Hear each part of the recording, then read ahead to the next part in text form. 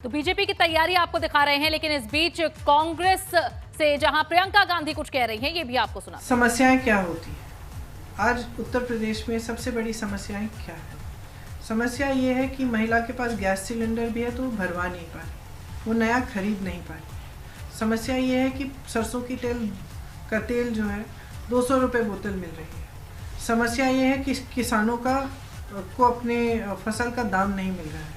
खाद की लाइन में किसानों की मृत्यु हो रही है, किसान आत्महत्या कर रहा है, किसानों को कुचला जा रहा है और जो कुचलने वाला है उसको पुलिस और प्रशासन बचा रही है, लेकिन किसानों के लिए कुछ नहीं कर रही है। उन परिवारों के पर FIR डाले जा रहे हैं, लेकिन जिसने अत्याचार किया है उसका कुछ नहीं हो रहा है। तो जो परिस्थितियां हैं और जो असलियत है प्रदेश की वो सामने है।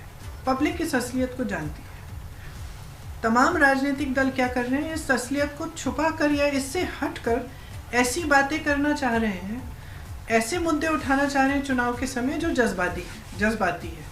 तो जाति पर आधारित, सांप्रदायिकता पर आधारित ये मुद्दे उठाए जाते हैं क्योंकि विकास की बात करना नहीं चाहते। इससे नुकसान सिर्फ पब्लिक का होता है, इससे सिर्फ और सिर्फ राजनीतिक दलों का फायदा होता है। तो हम क्या कह रहे हैं कांग्रेस पार्टी? हम कह रहे हैं कि इन मुद्दों से हटकर आप असली मुद्दों पर आइए। आप चुनाव के प्रचार के लिए आए हैं, आप नेता हैं, आप सरकार बनाना चाहते हैं, तो आप जनता को बताइए कि आप क्या कर रहे हैं। और हम बार बार लगातार ये कह रहे हैं जनता को कि जागरूक बनिए, जवाबदेह बनाइए नेताओं को, सब राजनीतिक दलों को, हमें भी जवाबदेह जब तक आप नहीं बनाएंगे तब तक आपका काम क्यों किया जाएगा? अगर नेता जानता है कि 5 साल बाद आपके यहाँ आएगा, मैं अभी हाल ही में फिरोज़ाबाद में एक मोहल्ले में गई, वहाँ बातचीत हो रही थी महिलाओं से, तो उन्होंने कहा देखिए हमने तो अपनी जाति पर आधारित वोट डाला है पिछले कितने चुनाव से। तो मैंने कहा कि फिर आपको मिला क्या? यहाँ पे तो पानी भी नहीं आ रहा है, बिजली भी नहीं है, ये सड़क के ऊपर नाला है। आप कह रही हो कि आप चूड़ियाँ बना रही हो, चूड़ियों के लिए आपको कुछ नहीं मिल रहा है। बड़े बड़े उद्योगपति वो फूल रहे हैं, फल रहे हैं, क्या मिला आपको? तो कहने लगी कि ये बात तो ठीक है। तो मैंने कहा फिर क्यों नहीं मिल रहा है? क्योंकि जो नेता है वो जानता है कि वो 5 साल बाद आएगा तो आप जाति पर आधारित वोट दे देंगी। आपने तो कभी उनसे पूछा भी नहीं कि काम क्यों नहीं कर रहे हैं आपके लिए। उसको मालूम है वो जवाबदेह नहीं है, जब उसको मालूम है तो क्यों करेगा? तो इस तरह से हम क्या कह रहे हैं?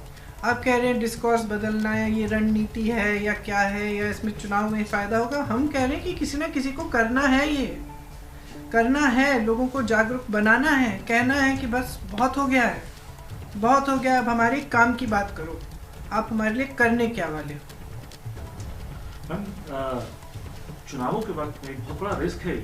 मैं जितनी राजनीतिक पंडितों की बात करें तो बहुत बड़ा रिस्क है ये कि एक एंड मोमेंट पे जब सारी पार्टियां अपने तरीके से काम कर रही हैं, वहाँ पे इस तरीके से लोगों को समझाना, आपको लगता है आपकी बात वहाँ तक पहुँच पाएगी जहाँ आप पहुँचाना चाहेंगे, वोटर के दिमाग में पहुँच पाएगी, आप लोगों की सीटें आ पाएंगी, आप लोगों के उम्मीदवार जीत पाएंगे? क्योंकि कई उम्मीदवार ऐसे हैं आपके 40% महिलाओं के नाम पे। आप पता नहीं, आपने मुझे ये भी पूछना चाहूँगा कि क्या परेशानी भी हुई आपको महिलाओं को? कोई परेशानी नहीं हुई।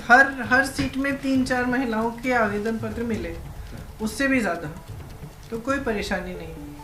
तो आपको लगता है कि वो जो बात आप कह पा रहे हैं, माइंड में हिट करना चाह रहे हैं लोगों की, वो हिट हो पाएगी? क्योंकि क्यों नहीं होगी?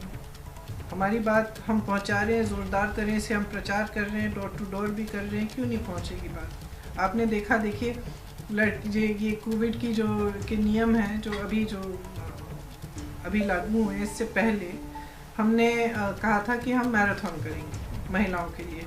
हमने आपस में भी ये अनुमान नहीं लगाया था कि कितनी महिलाएं आएंगी। हमने सोचा कि हाँ ठीक है, मेरठ में मैराथन कर रहे हैं, 1500-2000 महिलाएं आ जाएंगी।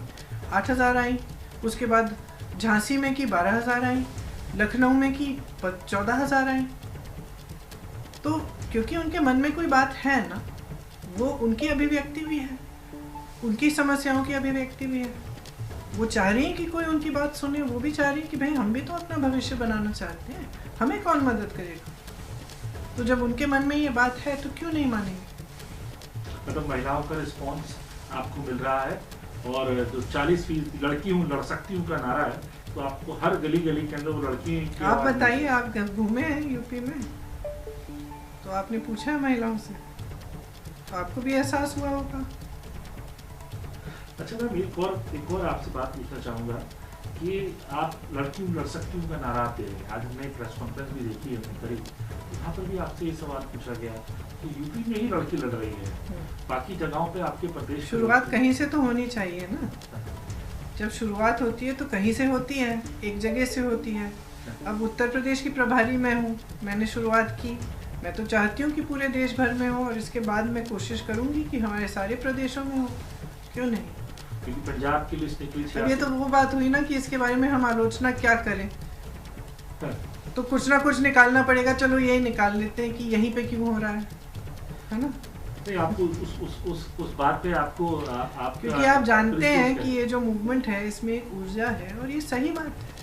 जब 50% महिलाएं हैं इस देश में तो उनकी भागीदारी क्यों नहीं होनी चाहिए भाई, क्यों नहीं होनी चाहिए भागीदारी। तो मैम अगर आप कहें तो मैं आपसे इतना जरूर पूछना चाहूँगा कि भागीदारी तो लीडरशिप में भी होनी चाहिए। आप जब आप एक चेहरा हैं तो आप मुख्यमंत्री के तौर पर अपने आप क्यों नहीं प्रोजेक्ट करते? भागीदारी वहाँ क्यों नहीं मिलती जहाँ एक तरफ सपा से जो है अखिलेश यादव है, वहाँ से योगी आदित्यनाथ हैं, यहाँ पे भी तो मुख्यमंत्री के चेहरे में भी तो मिलनी चाहिए भागीदारी। आप हेजिटेट क्यों करते हैं? हेजिटेशन कहाँ है? हेजिटेशन किस बात का है? मेरी पार्टी की कहीं कहीं मेरी पार्टी ये तय करती है कि कौन मुख्यमंत्री का चेहरा बनेगा, कहीं कहीं नहीं करती है। तो ये मेरी पार्टी का तरीका है, इसमें हेजिटेशन की क्या बात है?